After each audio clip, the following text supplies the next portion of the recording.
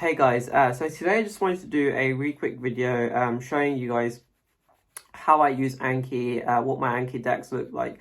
So before I kind of just do a screen share and show you my actual deck, I'll just sort of preface for those of you that don't know what Anki is.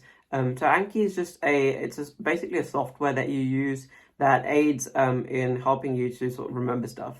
The way it works is you can create something called cards. It's very similar to flashcards.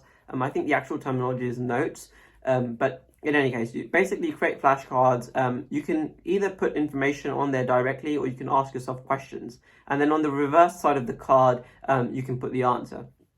And basically, it's active recall because if you ask yourself a question, you look at the card, you see the question, you have to then recall the answer, and you can check the answer just like by hitting enter. You can see the reverse side of the card, and then if it's good, you leave it, and if you haven't done that well, you can basically click. There's different options which I'll show you in a bit. It will be clearer then, essentially.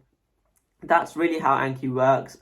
It's very good for active recall and spaced repetition, because spaced repetition is sort of built into the software, which I'll build on that a little bit later as well.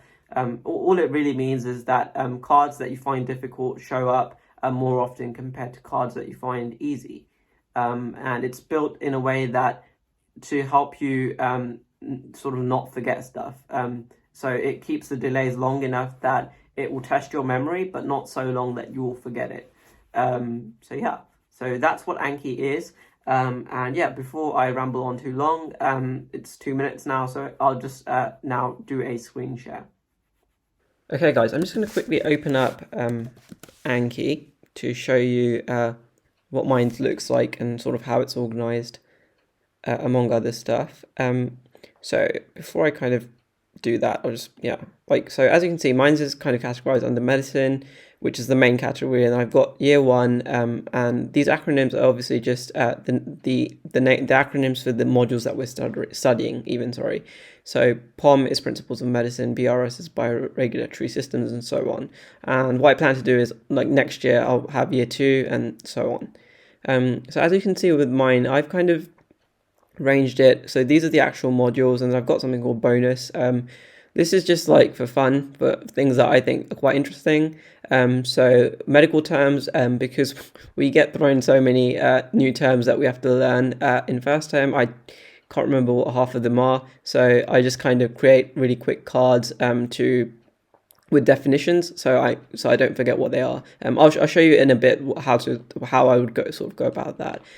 History of medicine is just cool kind of things that we've learned that we probably won't be tested on, but it's interesting to know. So for example, if you think about smallpox, so we learned about the last person to get smallpox. I think the person's name was Ali, although there's two types of viruses that cause smallpox. I think there's a major and a minor version. So he was the last person to have the minor, I think, although I'm not sure, but I'm going to put a link in the description box if you're interested in things like that. Also, it was quite interesting, we learned about one of the first people that invented the X-ray, who then won the Nobel Prize for it, I think in the early 20th century, so in the 1900 something. Again, I'll put the link, and his story is really quite interesting. Like, he was X-raying his wife's hand, and there's this really famous picture with a ring on it, which is the first X-ray. So as you can see, I like to ramble, but yeah. And then kind of within the different modules, I've kind of broken it down into different, like, the categories or not the categories, or the sub modules that we need to learn. So within POM, we have cellular biology, genetics, hematology, immunology, and yeah, and there should be actually PVB, but I haven't yet got to that. Not all of my decks are actually complete, so I don't have a lot of stuff in all of them, although most of them are. PCH is patients, communities, and healthcare. It's like our GP module. So that's essentially how I sort of categorize my Anki deck. And the number here, so due is just the amount of cards that I have due. So cards, so I guess like an easy way to kind of show you would be to just start. So I'm going to review a few just to show you how it goes. So I've got 132 to review. So if I click study now, you can see this is the first card. This is an image occlusion card, which works really well for Anki. Again, I'll put a link in the description because you need a tool to do this. So I learned this from one of my friends, Ashwin, who mentioned this to me. So credit to him. The pink one is the one I need to kind of identify. So I think that is a layer of the Dura, it seems. So if we click it, yeah, it's Dura matter. There's two layers, so I can't remember the exact name. I think meningeal and peristotal, something like that. I can't remember the exact thing. So on the bottom here, you can see this is basically these different options. So 10, so this one will just mean that I'll repeat the card immediately. If I say I found the card hard, basically the card will come again in 22 days. If I say I found it good, which is the category I normally stick to because it's default, I'll see this card again in 1.6 months. And if I say it was really easy, it will turn up again in 2 months. So that's kind of what I mean by the automatic spaced repetition. The cards that you find harder will show up more often than the cards that you find easier, is basically what I was saying. This is an example of another good card. This is again another image occlusion card. So what I've done here is I've taken a screenshot of one of the slides of, I think this is one of our neuroanatomy lectures. So which motor pathway has fibers which cross here. So that would be the corticospinal tract, which is, yeah, it's the motor pathway that descends. So I can double check that, and yeah, that's right. So again, I would probably just click good. And as you can see, this one has like shorter time frames because it's a new card, right? So the next time I open this card again, so if I click good, it will come up again in 10 days. And then when I open it again, when I answer it that time, the time frame will have increased. So then it will show up, like good will be like something like 20 days, for example. So it spaces it out, and it does something. Basically, the way it works is that it tackles something called the memory curve.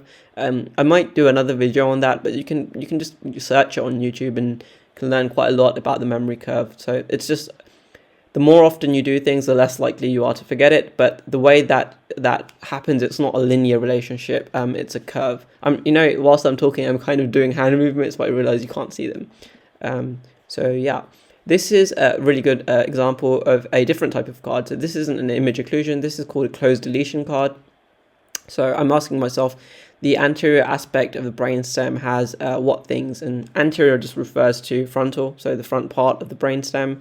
So if I can't remember all of the things, but I'd probably guess like pyramidal tracts descend on the front, and yeah, that's all I can remember right now. So if I click enter or space enter on my keyboard, you can see, yeah, so the medullary pyramids, there's also mammillary bodies, and the cerebral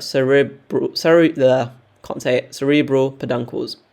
Those are different to cerebellar peduncles, which are on the posterior aspect that connect the brainstem to the cerebellum. So yeah, I decided to give you that extra bit of information to show you that I'm not really that stupid, and this is just one card that I forgot. So yeah, good. Okay, so I'll go back to the main deck now. So as you can see, that's how it's kind of organized, and as you kind of complete them, you get new reviews every day based on how many cards you have in your deck, right? So the more you have, the more likely you will have more to review.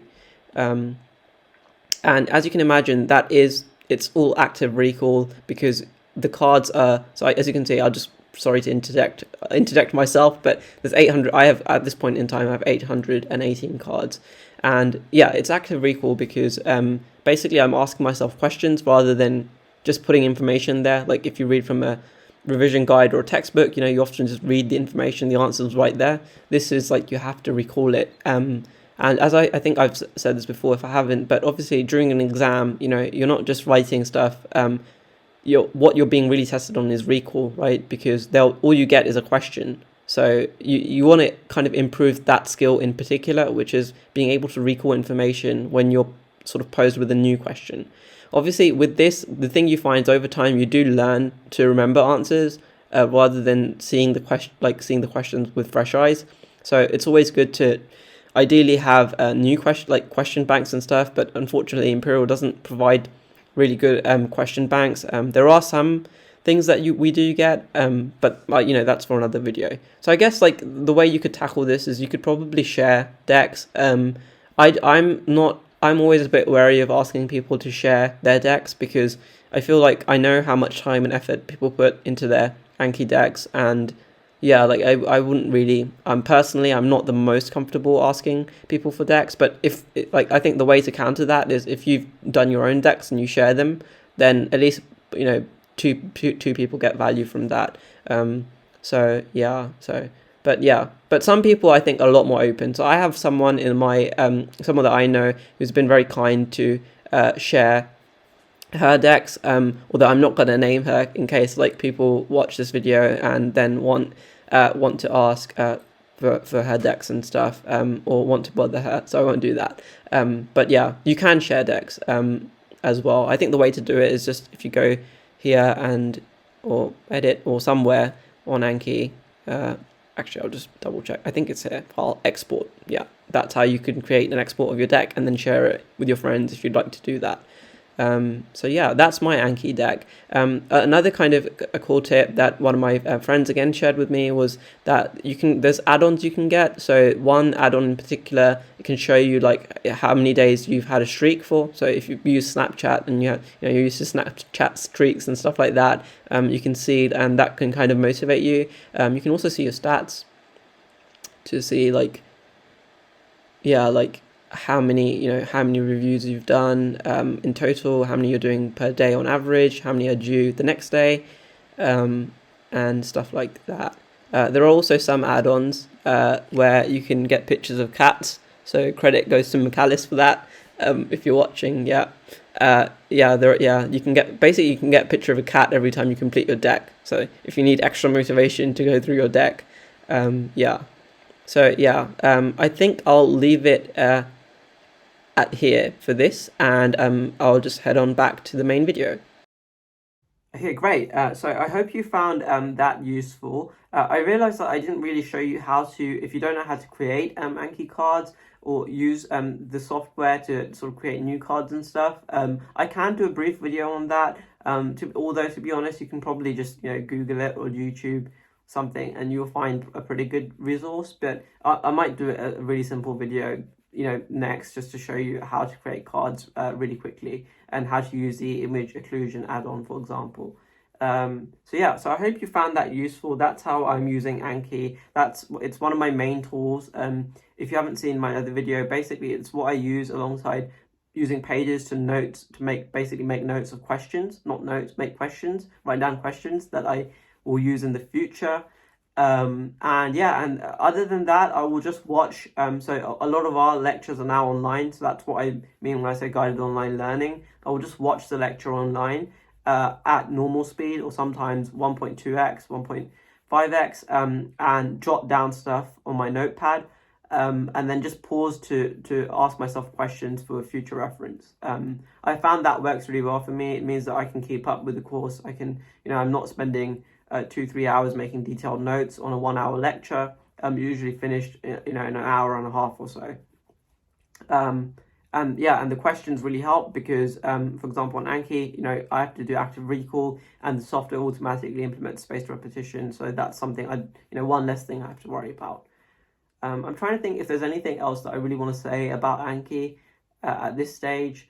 And I don't think there is. I know like other students, for example, some students, for example, use things like Notion for a similar purpose, in that there's a toggle feature you can use on Notion where you can write a question and place a toggle, and then under the toggle you can put the answer.